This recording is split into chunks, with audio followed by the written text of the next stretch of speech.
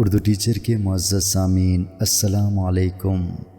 آج کی ویڈیو میں ہم تخت اللفظ کے حوالے سے بات کریں گے۔ تخت اللفظ کے لغوی معنی حرف بحرف شعر خوانی کے دو معروف انداز ہیں۔ نمبر 1، لے یا ترنم کے ساتھ گا کر پڑھنا۔ نمبر 2، گفتگو کے انداز میں پڑھنا۔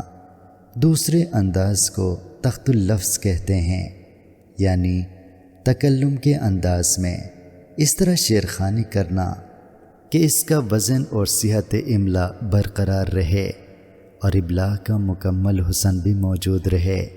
سر عبدالقادر بانگے درا کے دیباچے میں لکھتے ہیں کہ علامہ اقبال ابتدا میں اپنا کلام تخت اللفظ میں سنایا کرتے تھے، مگر بعد میں وہ ترنم سے سنانے لگے، جس کے سبب خواص کے ساتھ ساتھ عوام بھی ان کے کلام کے گرویدہ ہو گئے۔